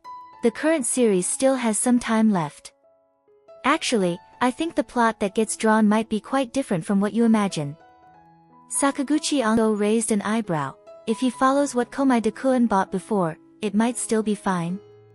Among all those manic, law-breaking, mentally unstable protagonists, it's quite normal. That's the problem. It's too normal. Even Dazai Osamu's lips twitched as he remembered, you know. Originally, there was a very common storyline where the male protagonist rides a bike with the heroine sitting on the back. Sakaguchi Ongo immediately understood what he was talking about. I know that one, there are similar scenes in movies and dramas. This Nozaki-kun said it's against current traffic regulations, so it can't be drawn. Dazai Osamu laughed. Also, no smoking scenes allowed, instead, they're depicted as eating chocolate. Quite the approach. No wonder it stood out among a bunch of weird male protagonists. But the new work is set in a fantasy world, so maybe it will be better. Dazai Osamu sighed. Otherwise, I can't quite imagine a plot that's strictly law-abiding based on me as a character. Sakaguchi Ongo. I understand. Oda Sakanosuke caught on to another key point. Komaeda-kun's birthday is April 28th, so it's coming up soon, right? Yes, less than a month away. Dazai Osamu replied. Sakaguchi Ongo quietly put aside the strange manga topic. It's time to prepare a gift. What would be good to give?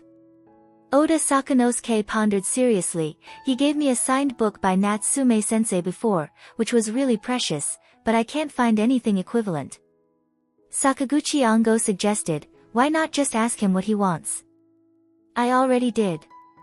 Dazai Osamu lazily joined in. He said no birthday gift. If it's something I like, I'll eventually ruin it anyway, and if I don't like it, it has no meaning, so it's better not to give anything. Something like that. Moreover, when asked what he wanted for his birthday, Komaeda Nagito seemed a little surprised, as if he hadn't considered celebrating his birthday at all. Sakaguchi Ongo seemed to ponder for a moment. I suppose, given his situation, it's normal not to want anything. How about we just gather for a small party and offer some casual congratulations? That works. Oda Sakanosuke nodded understandingly. Dazai. Let's go with your idea. Dazai Osamu, seemingly preoccupied with some work, had his head lowered, responding to an email, looking quite busy. I'll invite Komaeda-kun when the time comes.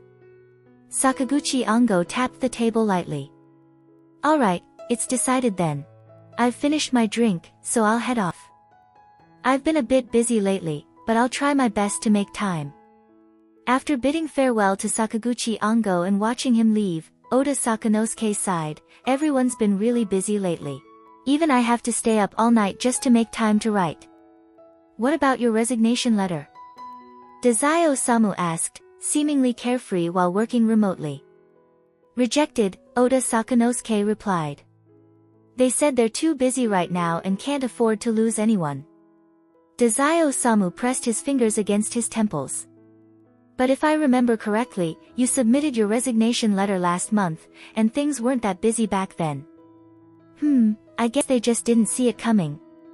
Dazai Osamu fell silent. Oda Sakanosuke calmly continued drinking, and after a while, he finally heard Dazai Osamu speak again. Oda-saku, if anything feels off, contact me. He spoke seriously. After this hectic period is over, you should submit a resignation letter every day. Oda Sakanosuke frowned slightly. Isn't that a bit excessive? Not excessive at all. Consider it a favor for me. Dazai Osamu smiled faintly. There are some things that need confirmation. If it weren't inconvenient right now, I'd want to go directly to Vangla. Suddenly, Dazai Osamu's phone rang. He answered it. Komaeda-kun. Are you a friend of this phone's owner? A girl's voice came from the other end. I found his phone, but no one called back after a while. Our agency's detective said he was in a car accident. Dazai Osamu's tone instantly turned serious. I understand. Chapter 68 End.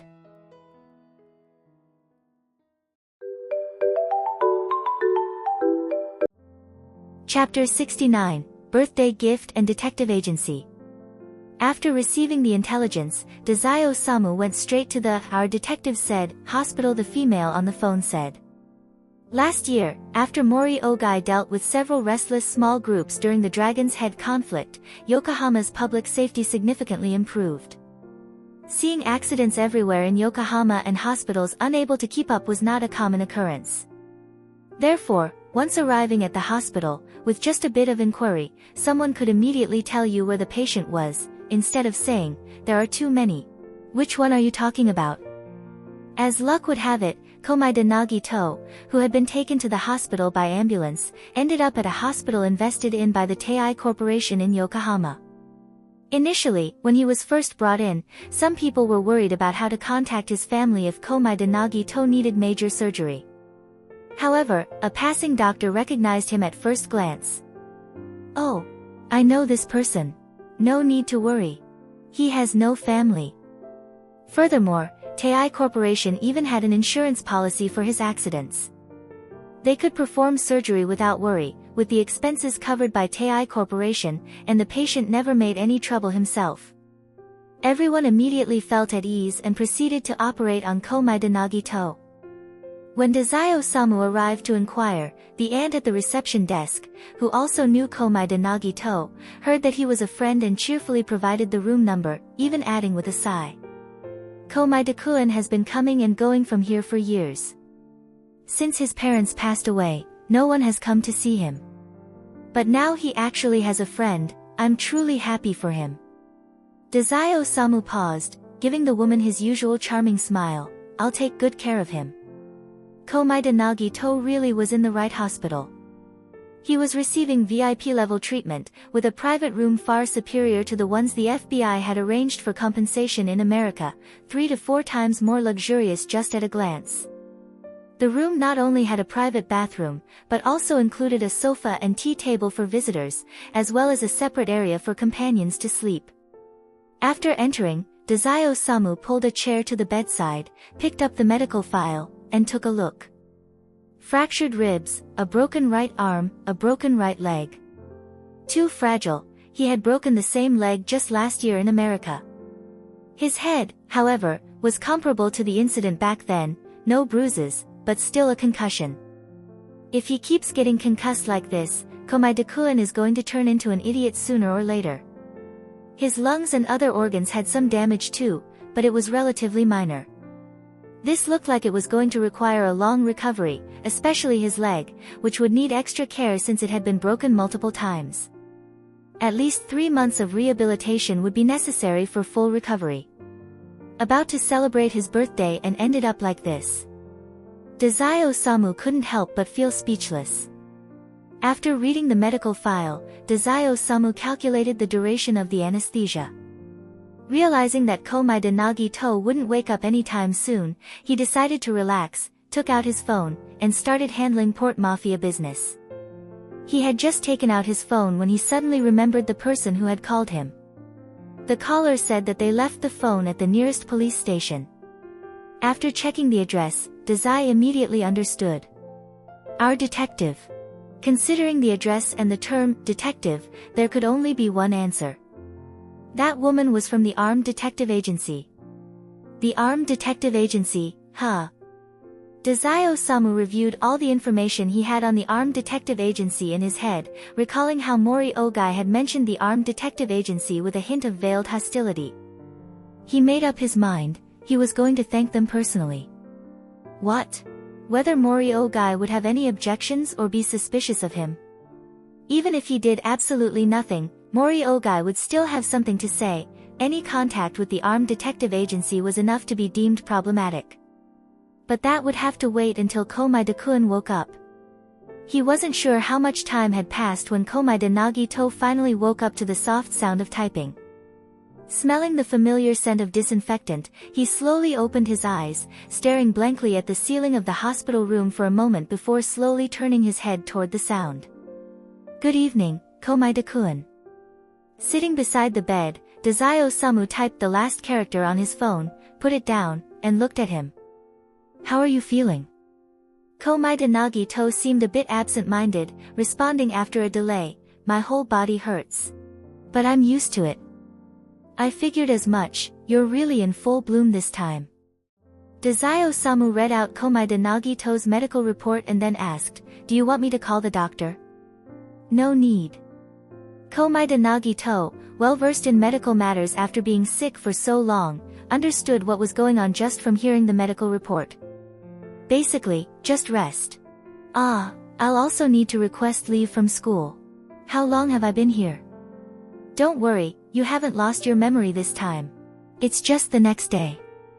Remembering their time in America, Dazai-Osamu couldn't help but chuckle. The driver was less injured than you, and he wanted to apologize, but it wasn't really his fault. After an inspection, it turned out there was a problem with the brakes. Since you weren't awake, he hasn't come yet. As he spoke, Dazai noticed that Komaeda Nagito was staring at him blankly, prompting him to raise an eyebrow. What are you thinking about? I was just thinking. It seems like every time I wake up from a major injury lately, I always see Dazai-kun. Komaeda Nagito smiled through the pain. It's really, quite unfortunate. Dazai-Osamu picked up the painkillers from the bedside table and, following the doctor's instructions, poured out one. How so? If this keeps happening, I'll get used to it. Komaeda Nagito sighed. When I woke up just now, even before seeing you, I felt like you should be here, and it turns out you really were. Is getting used to it a bad thing? It's not good. If this keeps happening, and there comes a time when I don't see Dazai-kun, I'll be really disappointed. Komaeda Nagito said, aren't you worried? If someone else heard these words, they'd surely be baffled, not understanding how the conversation had ended up on whether or not Dazai-Osamu was worried. But Dazai understood immediately. Komaeda Nagito's logic needed to be analyzed based on his experiences. What Komaeda Nagito was actually implying, without much subtlety, was, I'm really worried that you're becoming more and more important to me. One day, you might die, and that'll be my misfortune. Aren't you worried about that? Of course I'm not worried. Dazai-Osamu shoved the painkiller into Komaeda Nagito's mouth, stopping him from continuing. Anyway, given Komaeda Nagito's current state, he wasn't in a position to sit up and take water with his pills. He had to just swallow it lying down. Looks like you didn't listen to what I told you before. He smiled cheerfully, watching Komaeda Nagito struggle to swallow the painkiller, his face contorting with discomfort. Continuing, he said, I've decided not to change my ways because of these things. No matter if they're good or bad, do you really need me to swear for you to feel at ease? Komaeda Nagito struggled to speak, I didn't mean to. As if in thought, Dazai-Osamu said, now that I think about it, I don't believe in that stuff anyway, so swearing would be pointless. Komaeda Nagito. Then why did you bring it up? However, Komaeda Nagito had gotten Dazai-Osamu's point. Basically, from Dazai's perspective, whether he lived or died didn't matter, so he shouldn't keep obsessing over it. Komaeda Nagito honestly didn't want to dwell on such things either. Last year in America, he had already prepared himself for the possibility of Dazai-Osamu dying in front of him or somewhere outside, with his body never being found. But today, with his injuries and the discomfort, and waking up to see Dazai, just as he had imagined, he felt unusually sentimental. But it had been more than half a year. Reminding Dazai-kun was still a good thing. If Dazai-kun had regrets, it wasn't too late to change his mind. If this time Dazai-kun was still as determined, then he wouldn't bring it up again in the future. As Komaeda Nagito was about to speak, Dazai-Osamu spoke first. By the way, your birthday is coming up in a couple of days. Originally, Oda-saku and I had planned a birthday party for you, but given your current state, where you can't even get out of the hospital room, the party's cancelled. Truly unfortunate. Komaeda Nagito's eyes lit up. Indeed, very unfortunate. So there was a plan. His streak of misfortune really was thick lately, he wondered what the next stroke of luck would be. I asked you before what you wanted as a birthday present, and you said everything would eventually be ruin, so you might as well give up. But without the party or a birthday gift, it'd be too plain a birthday. So I think I should still give you something, even if it will be lost eventually. It's better to have it for a while, right? Better than never having it at all. Komaeda Nagito lay weakly on the bed, smiling at the familiar words. You're right. Honestly, as long as it's from Dazai-kun, I'd like anything. How about I give myself to you? Komaeda Nagito was stunned, his eyes widening. What? Dazai-Osamu spoke in a tone that seemed like he was joking. You hinted at me reconsidering leaving many times. I gave away gifts without taking them back, so can you relax now? Komaeda Nagito felt embarrassed hearing that. He didn't have many friends in this world, he could count them on one hand. Oda Sakanosuke and Sakaguchi Ongo were busy with work. Though they were connected to him, the age gap also made it hard to develop a deep friendship. Kudo Shinichi, on the other hand, was only a year younger than him, and they got along quite well for that period of time, but their values differed slightly. Only Dazai-Osamu, with whom he spent more time, seemed to click in every aspect. Moreover, it felt like he was the one who cared about him the most since his parents' death, even more than Natsume-sensei. I was wrong, it's me who couldn't understand Dazai-kun's sincerity. Dazai-kun is also bothered, of course, someone like me. So. Dazai-Osamu interrupted Komaeda Nagito, who was used to belittling himself. You want it? Komaeda Nagito fell silent. Don't worry about when I'll die, just tell me right now, do you want a friend who will never leave you? Dazai-Osamu's persuasive skill was maxed out, though usually, he was too lazy to use it. Now, he brought his charm to its peak, and his tone was subtly motivating, producing a satisfying effect. Komaeda Nagito instinctively followed his lead and said, yes. Dazai-Osamu smiled. If you want it that much, then I'll accept. First of all, happy early birthday, Komaeda-kun. Dazai-Osamu left the hospital the next morning.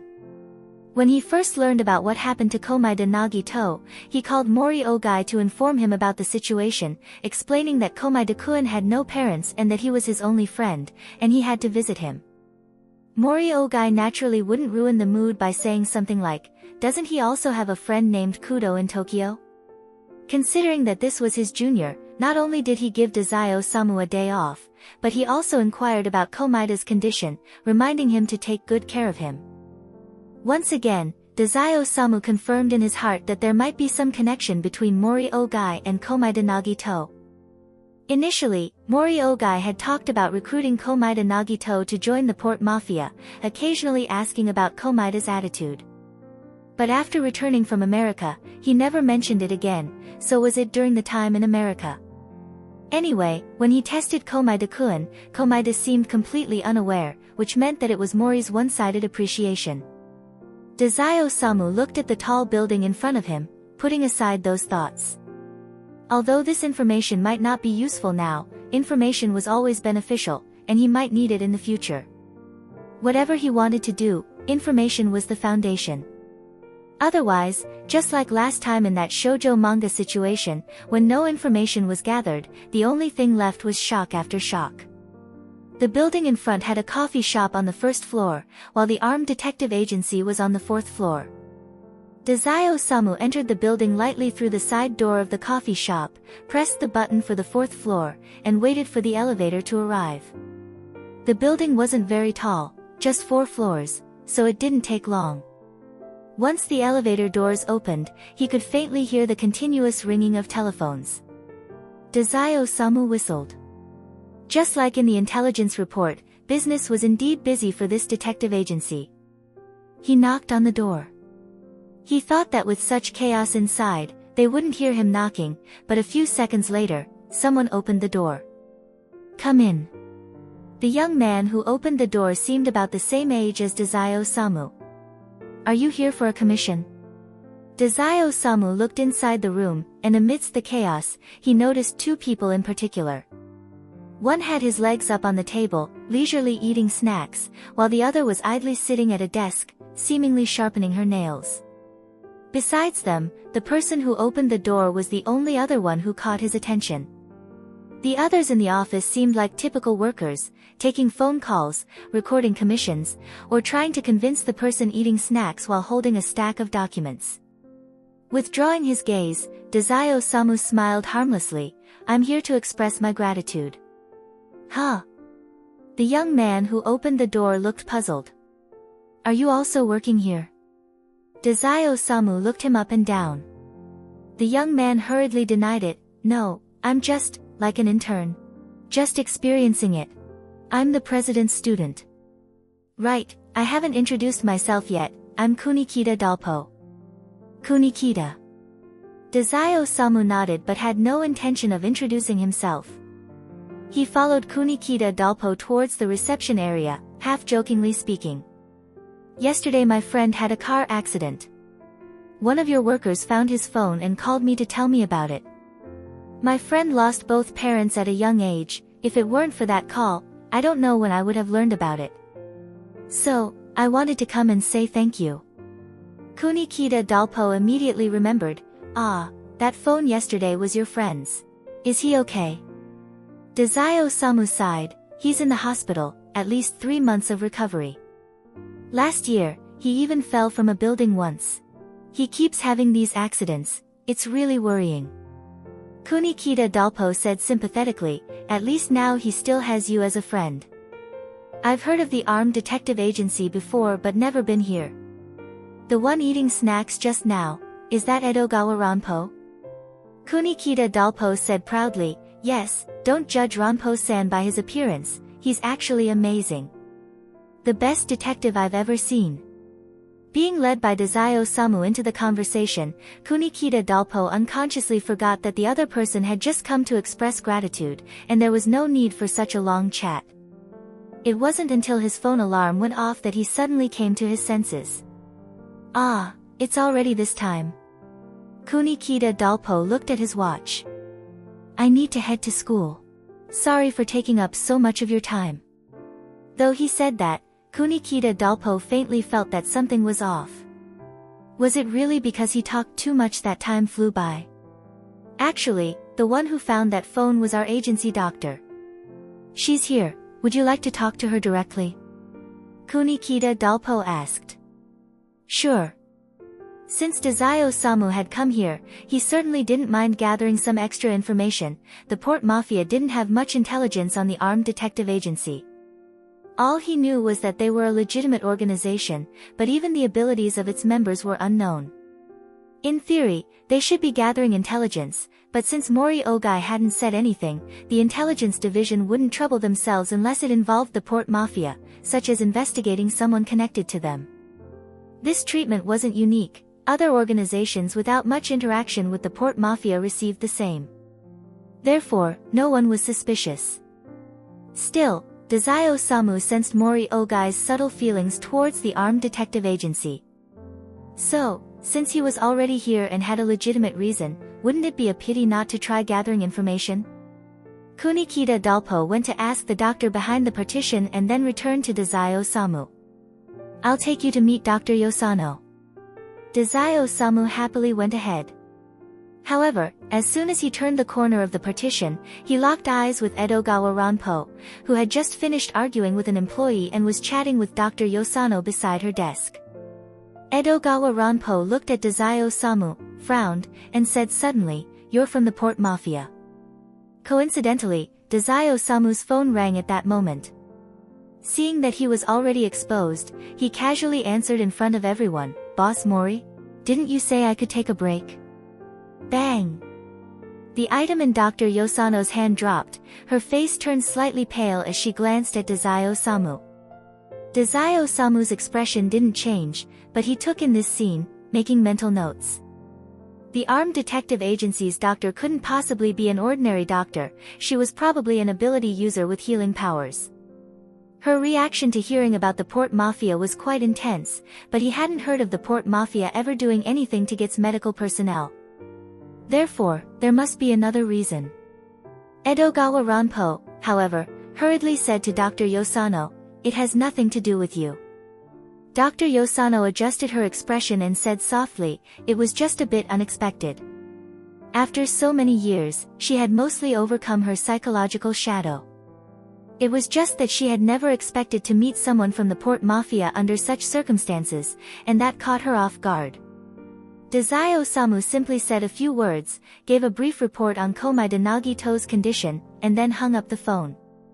He looked at Dr. Yosano's reaction with interest, and then glanced to the side, noticing that Kunikita Dalpo, who had just been happily chatting with him, stepped half a step back. He pulled out his notebook, his face filled with caution. "A kind suggestion," Dazai-Osamu said casually, "don't make the conditions for using your ability too obvious." Kunikita Dalpo's posture made it seem like he was scared of people not knowing that his ability required that notebook. Although they had a commotion on their side, the sound wasn't loud, and only a few people nearby could hear it. The workers on the phones a bit further away certainly didn't have time to pay attention, so even though the situation seemed ready to explode, it actually didn't cause much of a disturbance. "Put it away, Kunikita." Edogawa Ranpo adjusted his glasses and looked at Dazai-Osamu before taking them off again. He didn't come here to cause trouble. Hearing Edogawa Ranpo's words, Kunikita Dalpo hesitated before putting away his notebook, his expression still unfriendly as he questioned, "What exactly is your purpose?" Dazai-Osamu shrugged. "I just wanted to thank you all for letting me know my friend was in the hospital." "He's not lying to you. The one in the car accident really is his friend." Edogawa Ranpo relaxed as he destroyed a bag of snacks, stuffing it into his mouth as he spoke indistinctly. "He's probably just curious about our detective agency and decided to stop by." Dr. Yosano, though not as reactive, still looked at Dazai-Osamu with guarded, resistant eyes. "Is your friend also a member of the Port Mafia?" "No," Dazai-Osamu shrugged. "He's an ordinary high school student in Tokyo. If he really were in the Port Mafia, I wouldn't have to worry about not getting any news about him, so I sincerely thank you." Dr. Yosano looked over at Edogawa Ranpo, as if seeking confirmation. Edogawa Ranpo nodded. Dr. Yosano's expression eased a bit, but from the way she crossed her arms, it was clear she hadn't let down her guard entirely. Got it. As long as your friend is okay, I'm fine. I just picked up a phone, that's all. I didn't do anything else, so if there's nothing else to say, I'll be on my way then. When Dazai-Osamu didn't want to make trouble, he could be very tactful, especially since this time he had gained more than expected, so there was no need to linger. Dazai-Osamu didn't seem angry at all. He smiled and thanked them before turning around to leave. After he closed the door, Dr. Yosano truly relaxed and then explained to Edogawa Ranpo. I'm really fine. It's just that I hadn't heard any news about that man for a long time, and I couldn't quite react. Don't worry, Edogawa Ranpo said seriously, both the president and I will protect you. Dr. Yosano smiled and nodded. Then, in a lighter mood, she added, I didn't expect that randomly picking up a phone yesterday would result in a call to the Port Mafia. He cares a lot about that friend, Edogawa Ranpo said. Although that friend isn't in the Mafia, I'm afraid he still has some other connection to Mori Ogai. Otherwise, Mori Ogai wouldn't care so much about an outsider. Even if it were for an executive, Mori Ogai's personality wouldn't go that far. But what kind of situation would make Mori Ogai pay attention to a normal person? Edogawa Ranpo glanced at the door to President Fukuzawa Yukichi's office before withdrawing his gaze. Not enough clues, let's leave it at that for now. Chapter 69 End. Chapter 70, Hospital Stay and Discharge. Because of this unexpected incident, attending school was certainly not possible.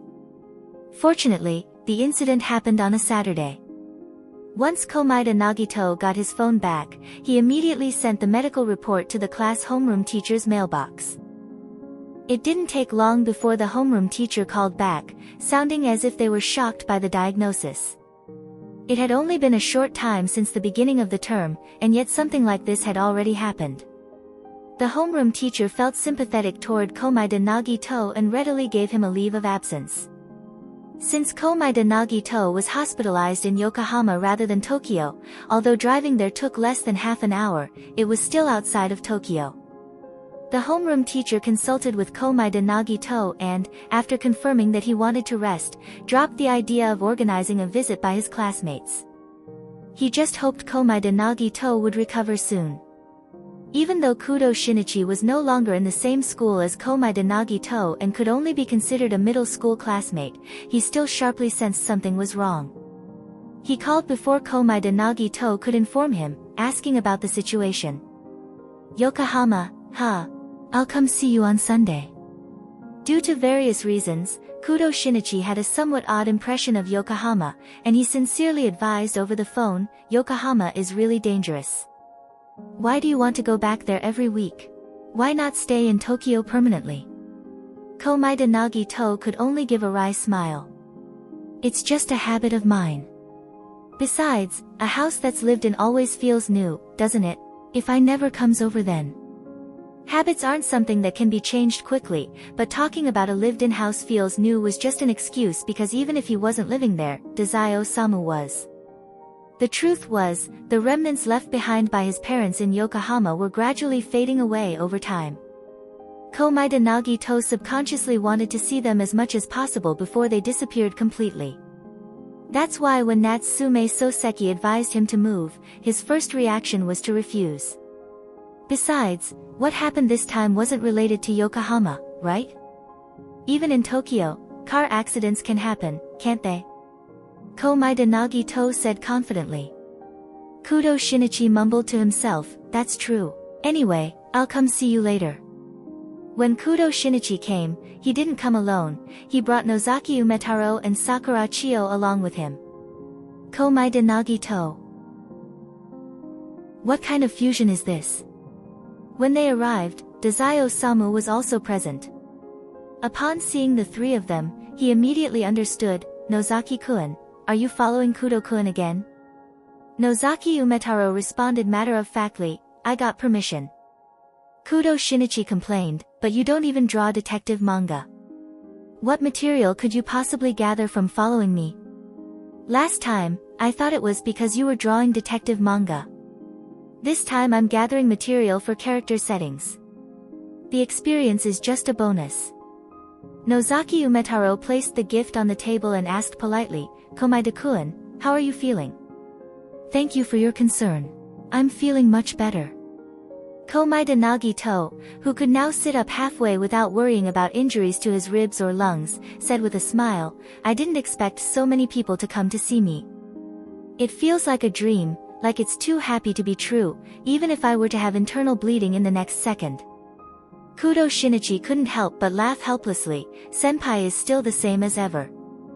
Nozaki Umetaro took out his notebook and started scribbling, while Sakura Chio sighed wordlessly and handed Komaeda Nagito some class notes. These are the notes I took. I hope they help you catch up when you return to school, Komaeda-kun. Komaeda Nagito smiled and thanked them all sincerely. Dazai Osamu ignored Kudo Shinichi and asked Nozaki Umetaro, how's your new manga coming along? I'm still working on it, Nozaki Umetaro replied earnestly, maybe 2 more issues. Right now, I'm continuing the current series, but I'll start a new one afterward. Dazai Osamu showed great interest, I can't wait to see your new work. Seeing Dazai Osamu, a mafia member, react like this, Kudo Shinichi was intrigued. Is his new work also based on you guys? Komaeda Nagito nodded. Dazai Osamu lightly said, I'm the prototype for the male lead. Blocked from view by Nozaki Umetaro's tall figure, Sakura Chio briefly showed a hesitant expression, but no one noticed. Just as Nozaki Umetaro was about to say something, Kudo Shinichi spoke up first, putting that aside, I wanted to ask how to get to the armed detective agency from here. Is it nearby? He added, embarrassed, since I'm here, I want to see Edogawa Ranpo. Dazai Osamu finally acknowledged Kudo Shinichi with a glance, I passed by there on my way here. It's not too far, but you might not see him. I know, Edogawa Ranpo must be very busy. Kudo Shinichi, who had seemed rational just moments before, suddenly became enthusiastic, even just seeing the detective agency would be nice. Dazai Osamu chuckled, you look like you're here to see the armed detective agency, and visiting Komaeda-kun is just a coincidence. Kudo Shinichi retorted, Dazai-san, has anyone ever told you that you're narrow-minded? Since Dazai Osamu often came by his place last year to visit Komaeda Nagito, Kudo Shinichi was quite familiar with him. Occasionally making a snarky comment or two, Dazai Osamu wouldn't actually get mad. In fact, when Kudo Shinichi said that, Dazai Osamu even put on a weak, pitiful, and innocent expression, Kudo-kun, you're being too mean. Kudo Shinichi. Why would anyone believe that act of his? However, unaware that Dazai Osamu was part of the mafia, Nozaki Umetaro continued scribbling in his notebook, while Sakura Chio gave Kudo Shinichi a disapproving look, trying to mediate, alright, this is Komaeda-kun's hospital room. You two don't need to argue. Dazai-kun was probably just joking. I was also just joking. Kudo Shinichi sighed. Sakura Chio looked at Komaeda Nagito, who got her hint and opened his mouth. Haha, Dazai-kun and Kudo-kun seem to have gotten along better. Indeed, it was all just jokes. Dazai-kun didn't seem to dislike Kudo-kun, and they certainly had a close relationship. Sakura Chio. Really? Is this what getting along better looks like? How bad was their relationship before this? After all, they were here to visit a patient. A bit of banter was fine, but the main point was to check on Komaeda Nagito. Of course, after Nozaki Umetaro asked his obligatory questions, he bluntly asked, Can I gather some material in this hospital room? I've never seen such a luxurious hospital room. Sakura Chio's face flushed with embarrassment, Nozaki-kun. Saying things like that would make people question your motives. Ignoring the patient and just gathering material, is that how things should be? However, Komaeda Nagito didn't mind at all, sure. Nozaki Umetaro took the opportunity to ask, how much does this room cost? I don't know, Komaeda Nagito replied honestly, this is a hospital funded by Tei Corporation. I bought insurance from Tei Corporation. Besides, since I'm a VIP customer, they arranged for me to be here. Generally, staying at a hospital owned by the same corporation meant cutting costs wherever possible. But VIP customers were different.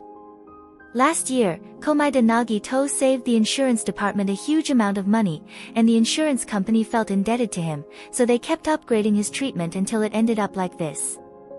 Anyway, it was their own hospital.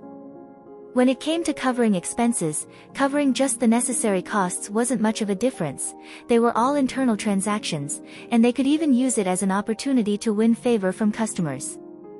No reason not to do it. Nozaki Umetaro nodded thoughtfully while taking notes. I see. Such rich material. Afterward, he grabbed his phone and started taking pictures around the hospital room for future reference. Sakura Chio looked at Nozaki Umetaro's familiar antics and practically reached enlightenment. He isn't even upset and is smiling warmly in encouragement. Komaida-kun must have an amazing personality. Though the visit had some strange moments, overall, this group hospital visit went quite well. When they noticed Komaida Nagito looking tired, everyone except Dazai Osamu made their timely exit. Once they had left the hospital, Sakura Chio suddenly realized. Isn't Dazai-kun coming with us? Kudo Shinichi, who knew a bit more than the others, explained casually, Komaida-senpai has no family. Dazai-san, at the very least, lives with senpai, so it's only natural for him to stay and take care of him. That said, Kudo Shinichi still felt a bit uneasy inside. Wasn't a mafia executive supposed to be busy? How could he have the time to just hang out in the hospital? People were indeed multifaceted. Although Dazai Osamu was a mafia member with blood on his hands, when it came to friends, at least from what Kudo had seen, there was really nothing more to say. Sakura Chio was taken aback. What? Dazai-kun lives with Komaida-kun? How strange, a high school student living with a college student. Could it be that Dazai-kun's parents are also gone, which is why he's staying with classmate Komaida? Nozaki Umetaro's eyes instantly lit up. Does that mean the bento tofu I saw Komaida-kun eating was actually made by Dazai-kun? Is that really the point? Sakura Chio was exasperated. Kudo Shinichi, hearing this piece of information for the first time, was also a little surprised. I don't know what tofu you're talking about, but I did hear Dazai-san made some chicken soup. Nozaki Umetaro instinctively took out his notebook and jotted it down. His personality was a bit eccentric, but Kudo Shinichi was used to it. He glanced at Sakura Chio, who were making sure Nozaki Umetaro didn't trip while riding and walking, and then relaxed his gaze, continuing his daily detective skills practice. His eyes randomly scanned passers-by, then started guessing their occupations. Suddenly, his gaze lingered for a moment, locking eyes with someone before they looked away. That person in the black trench coat just now looked young, but the aura, without a doubt, they were part of the mafia.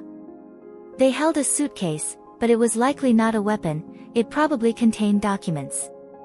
Could they be here to deliver something to Dazai Osamu? Kudo Shinichi's guess wasn't wrong. The person was Akutagawa Yunosuke, one of Dazai Osamu's subordinates from last year. The suitcase contained documents needing Dazai Osamu's signature.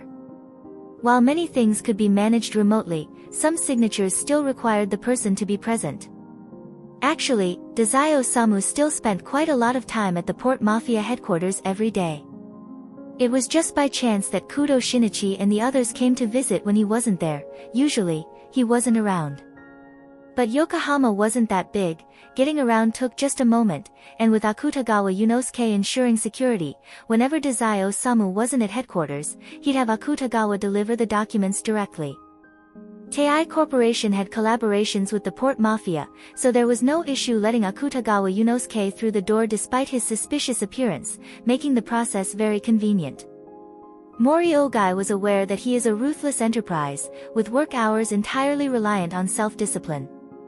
Accounting for Dazai Osamu staying over at Komaida Nagito's occasionally was really just taking a nap, so naturally, he couldn't say anything, even though both he and Dazai Osamu knew there was no way Dazai could sleep a full 8 hours.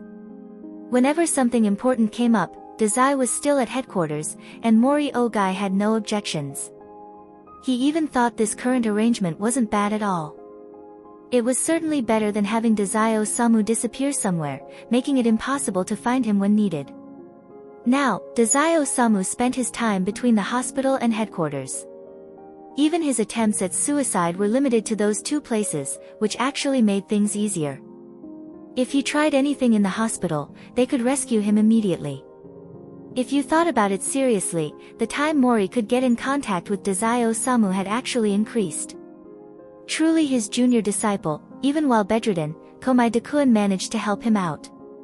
Mori Ogai silently offered his thanks in his heart.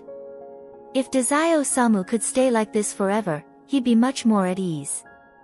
But, alas, expecting Dazai-Osamu to stay calm for a moment was one thing, expecting him to stay calm his entire life was nothing short of dreaming. So, Mori Ogai stood on the rooftop of the Port Mafia's headquarters, looking out at Yokohama through the floor-to-ceiling windows, and sighed deeply. The optimal solution, after all, is still.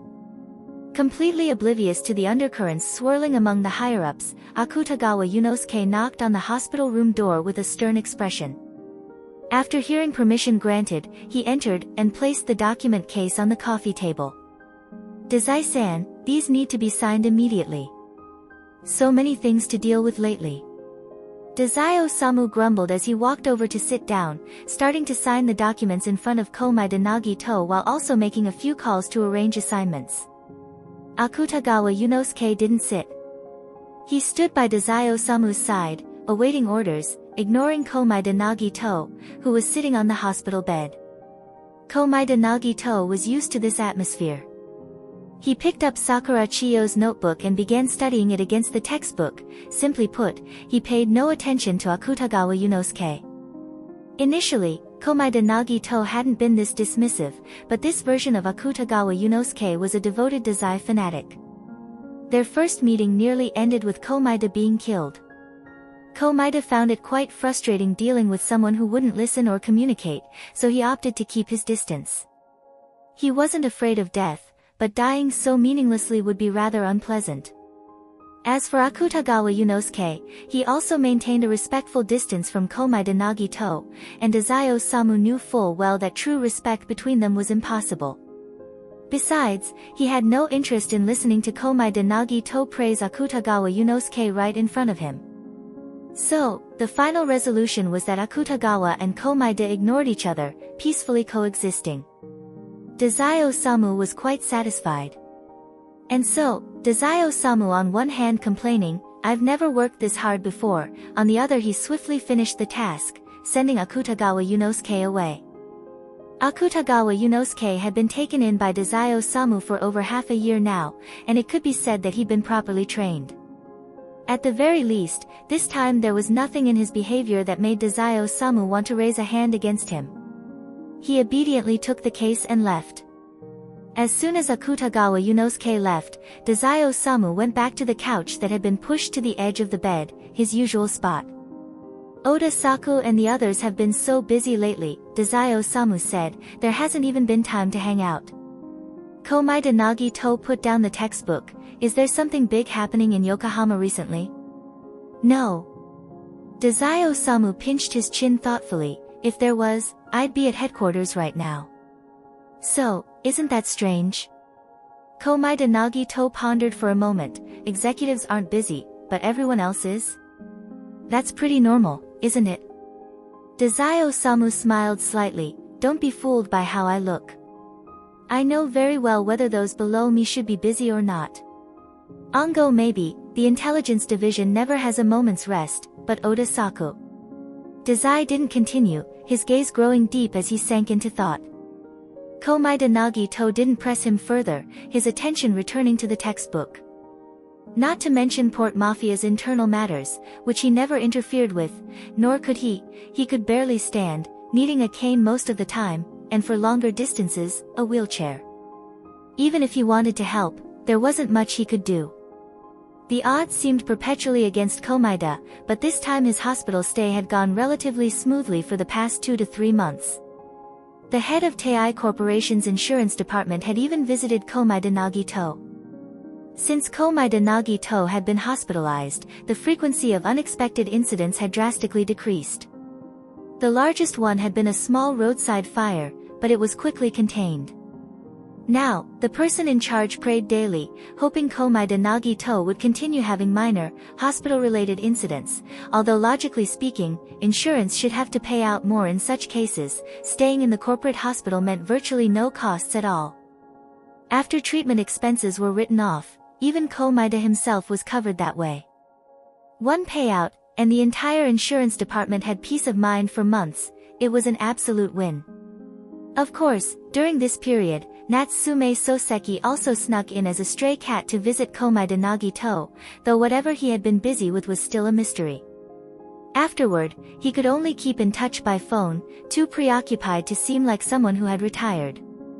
Incidentally, when Natsume Soseki left Komaeda Nagito's hospital room, he, as a cat, accidentally slipped and fell from a tree, receiving a few minor injuries. Komaeda felt quite guilty, believing his teacher had been dragged down because of him. Even Natsume Soseki received this kind of treatment, so it was only natural that Dazai Osamu should end up getting hurt a little too. But despite that, he still couldn't suppress his obsession with suicide. Komaeda Nagito truly couldn't figure out whether Dazai's injuries were because of him, or simply the result of Dazai's suicidal tendencies. In the daily mix of small, mundane troubles, Komaeda Nagito had missed the entire first semester while being hospitalized. By the time he was discharged, it was already mid-year, just in time for summer break.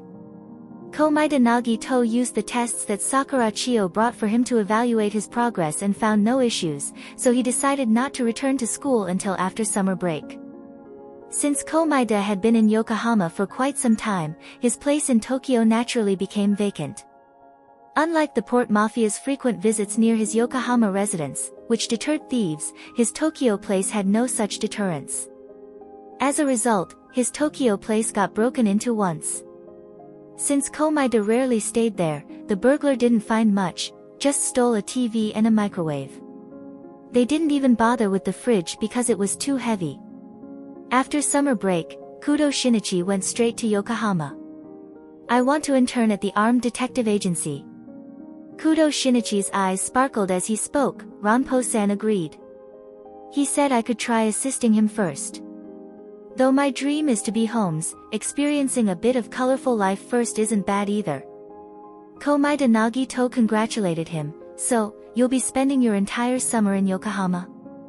"Yeah, the agency will provide dormitory accommodation, and I don't need to worry about anything else. I just need to wholeheartedly learn from Ranpo-san."